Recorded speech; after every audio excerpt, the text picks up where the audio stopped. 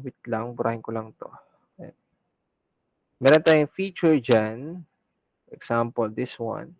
Feature natin dito ay ito yung F, feature natin, meron ba siyang ito ay feature ng cat, ayan.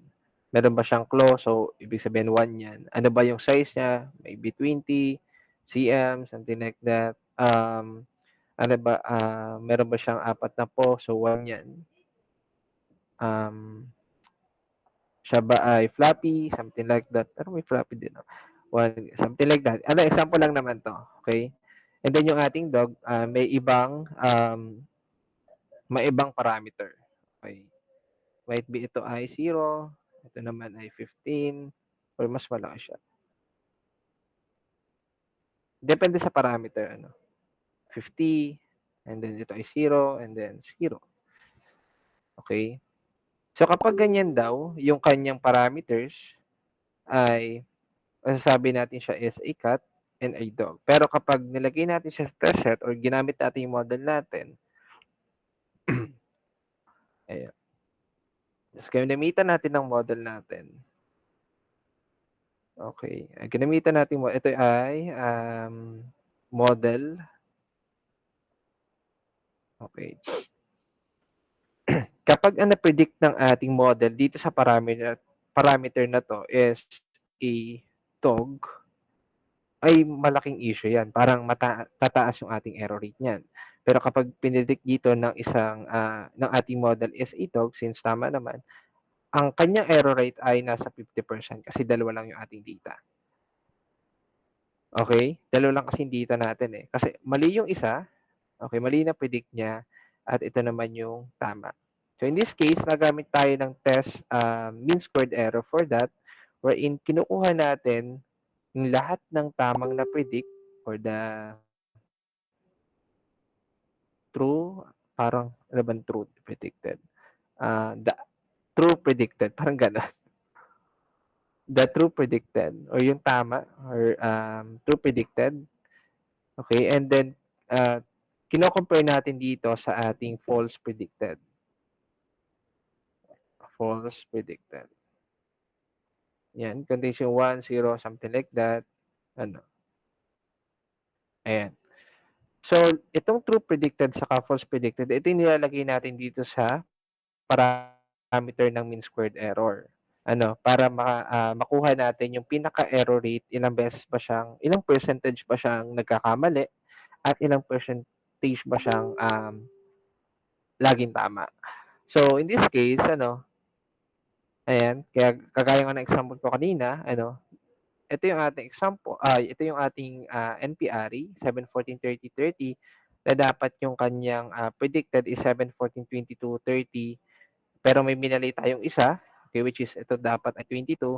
Makikita nyo dito sa mean squared error yung kanyang error rate on that way. Ayan, meron siyang 8% kasi yun yung ating mali or sobrang layo ng ating or medyo ano, malapit-lapit na. Pero, error pa rin yan kapag inilalagay natin or ini-evaluate natin yung ating model. Okay, gets naman? Any more questions? Baka kasi magtaka kayo, "Sir, para saan ba yang mean squared error, paano ba niya kino-compute 'yan?" Kino-compute niya 'yan by, getting all the true values and then kino-compare ito dun sa ating false prediction. Okay, so kaya dun natin nalalaman kung yung bang model natin is, magaling siya mag-predict or not, ayan, dahil nitong ating computation na 'to. Okay, so any questions? Violent reaction. May question ba?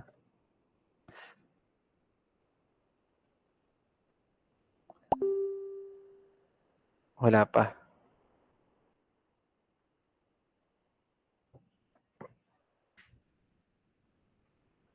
wala naman. Okay, kung walang question, ayan.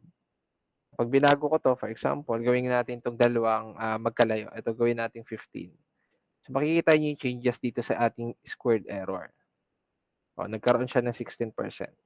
Kasi nga mali yung unang part tsaka yung pero 'pag minalay natin lahat yan sobrang layo, 15 and then ito ay 31 yung tig-iisang part lang, ay tumataas yung ating mean squared error. Pero kapag nilagay natin ito 100, nagkaroon tayo ng outlier on our data point, ay sobrang taas ng ating mean squared error. Kaya sobrang, laki ng epekto kapag meron tayong outlier sa ating mga data. So, kagaya niyan, nung pinalitan ko lang ng 100 'to dito sa mga data natin, ay tignan niyo naman yung mean squared error. Over, over the background, overlap yung ating mean squared error. Okay. Pero 'pag 25, ayan, 19% yung kanyang midterm. Ayan. Okay, wala tayong question? Walang question, ha? Okay, so the next one, ayan, gets naman? Kindly raise your hand nga kung gets naman yung aking pinapaliwanag dito. Raise ako kung nandiyan kayo or nakikinig.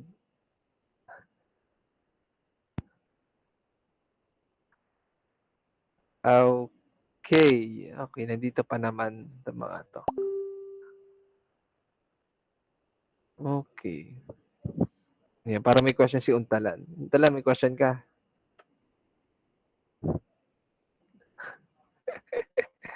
Ayan, sige. Thank you for raising your hand, man nakikinig. Yes, yun, may question. Wala po sir, napindot lang po, sorry po. Okay. Akala ko question na, eh. Sige. Okay, the next one is the minimalized cost function. Ayan. So, example natin dito, ayan. So, to find the best parameters, W, we have to minimize the cost function. As we know, the calculus to find the function minimum, we have to calculate the derivative that we call the gradient descent or the gradient because we have to find the best vector, not a single scalar. Set it is equal to 0 and solve for W. So in this case, ginagamit naman tong natin tong mga cost function to determine also the another ito ay other way to determine yung ating mga misclassified or the mga hindi naman issue or mga error do sa ating system or sa ating model. So dito sa part na 'to, ayan, okay. Example natin is itong y equals to x plus 3, x minus 2. Ito yung pinaka value natin from initial x or yung ating value plus 3, x minus 2 equals to minus 6 plus x squared. So in our data, we have 3 points, the y, 2. Ito yung ating 3 dimension of data, which is ideally overlap with our function y. First, all we need to divide our data. Okay? Kasi iba't iba or gusto nating ilagay siya sa vector and it 1. So kapag nilagay natin siya, okay, ganito yung ating implementation. So kapag x, 1 to, ito yung dinrawing ko kanina. Then 3 and that's 0, negative 1 and 6. And also kapag construct natin to with our design matrix, kasi isa lang yung ating function of w is negative 6 and 1, 1. Ayan. Ay, ganito yung ating kalalabasan. We can make all of those, tawag dito, those matrix, yung mga walang laman, for example, ito kasing part na to is, ang matrix niya is 3, 0, 3, 1. Okay. Yan yung shape niya. Okay. Oops, baligtad pala, baligtad. Row to, itong ating row ay 1 and then 3. 3 yung ating column. And then ganoon sa ating y function. Y3. Pero kung gusto natin transpose itong ating value to into yung matrix, we can assume na lahat ng mga walang laman dito sa part na to. Ayan. We can make it this one. Especially, mag-start tayo sa 1, 1 times 1, 1, okay. Ayan. 1 time, gagawin natin 3 by 3. Nagkakaroon tayo diyan ng competition or the multiplication transposition of a matrix. Okay? Ayan. -3, ayan. -3 times 3, ayan. -3, -3, 9, then 1, -1, and then 1. So, ito yung ating 3 by 3. Kapag kinompare natin to, ito kasi most commonly na nami-misinterpret ng mga gumagawa ng model. Hindi nila alam kung paano siya i-reshape. Kasi may instances na gusto mong gamitin tong ditang to. For example, this one, pero iba yung shape. Okay. Paano mo siya ilalapat sa ating model? So in that case, we can transpose it. Meron naman tayong function na ginagamit diyan. Pero most commonly, ganyan yung kanyang manual computation. Times 1, 3, -3 times 3, -3 is 9. Ayan. Then 1, ulit hanggang mabuo natin yung desired matrix ng ating model. Okay? Ayan. So dito tayo sa least squared. Ayan, medyo marami to Okay? Sa least squared gagamitin natin lahat ng kinreate natin kanina. Ang gagawin natin yung design matrix, ayan, extrain and yung M ipapasa natin dito yung of our model, and then the W natin ito yung pinaka-slope ng ating line, ng ating linear regression. And then let me get the example of a linear regression. Copy image. Ayan. Ayan. So dito, ito yung ating polynomial, mean squared error, and then hindi siya nag-download. So wait lang ha. Ayan. So lagay ko lang, lapit ko lang dito sa ating code. Oops. Paano talaga siya gumagana?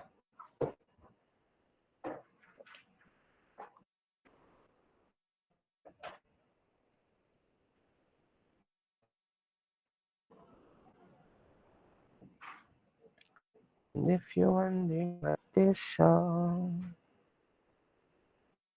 Okay, for a while.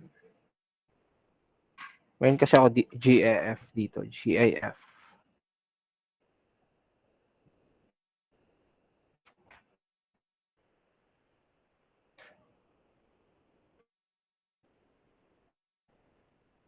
Ayan.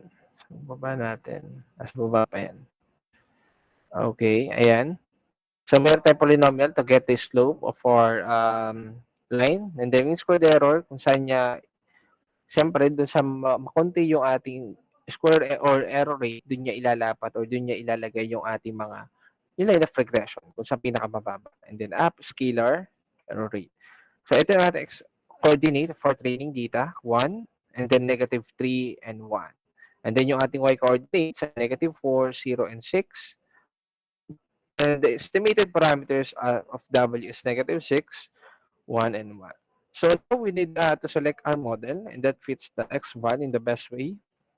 And to find the polynomial degree on each degree, we will using the least square method to find the best polynomial parameters W for current degree, or using a founded parameters count error and validation set. So if error on validation set is smallest error, then we change the old values to the new parameters in the best solution founded by now. So dito naman, since gusto nga natin makakuha ng magandang model or makapag-create ng isang AI na or isang prediction model na with lowest error rate, siyempre it's your own decision or yung inyong diskarte yun. Kung napapansin natin na yung ating error rate kapag binago mo yung certain variable na yun ay bumababa or i-stay mo yun. Gagawin mo yan dire-diretso hanggang makuha mo yung pinaka-peak nung error rate or yung pinakamababa.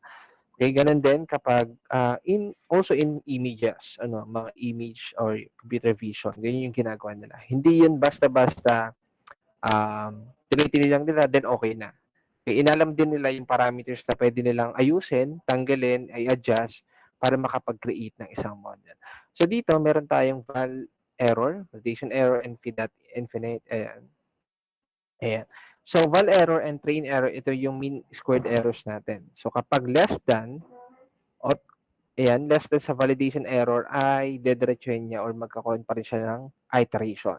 So, kapag bumababa, ayan, dire-diretso yung kanyang training. Pero kapag mas tumaas, ay ititigil niya yung ating validation and training. Okay? So, baba ko lang to kasi hindi pa to. Sa baba to eh. Ito na ba yan? Ayan. Okay, so the next one, yan. Ayan, so selecting, finding the best parameter visualization. So ito yung target output natin, naka-shine. Okay, and then plot model. Ayan, ito yung plotting lang naman. Okay, medyo, hindi naman natin ito gagamitin. Pero yung data natin is naka-random lang. Okay, kapag niran ko yan, ayan, naka-random set yung ating extrain data 80, 50, and validation 10, 28, 50. Ayan, same. At make sure lang na tama yung ating dimension ng ating train saka validation. So, create data, ayan. And then MP range, ito yung 0 to 1.01 yung ating step per data. Ayan, 0.01 yung ating learning rate, kumbaga. In example, for ay yung range show natin, fitting polymer. So, makikita nyo dito kapag tayo magtitrain ng isang model, ayan, yung ating linear regression, okay. Ayan. Itong ating linear regression na to, as you can see, mag-i-start yan dito sa gitna. Okay? Kasi yun muna yung nakikita niya eh. Isang data point pa lang yung nakikita niya dito sa part na to. Then, as training goes by, meron tayong one iteration. Okay? Kusa niyang ina-adjust yung kanyang line of regression to fit dito sa mga data points na to. Kasi malalayo eh. Itong mga data points na to. Itong red ang tingnan nyo itong red. And then as you can see, on the iteration 2, nagbenda yung ating line. Okay, nagbenda siya. Sa iteration 3, nagbenda rin din sa pinakauna. And then, syempre, kailangan niya ma-attain ito. Itong part na to. And then, sa pangalawa naman, ayan, iteration 4, ayan, and then, upon training, nag-fit yung ating model. So, tinitingnan niya, pag nababa yung error rate, parang ipaprocess nyo to, i-calculate. Pero kapag bumababa or tumataas, I mean, yung error rate, ay nagpo-proceed siya with other value. So as you can see, ito yung ating 6 and 7 iteration.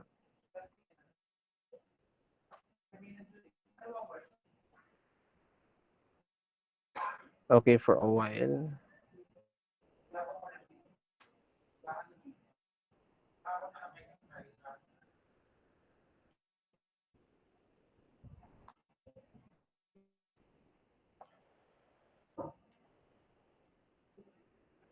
Okay, for a while lang ang class. Wait. Kasi ongoing.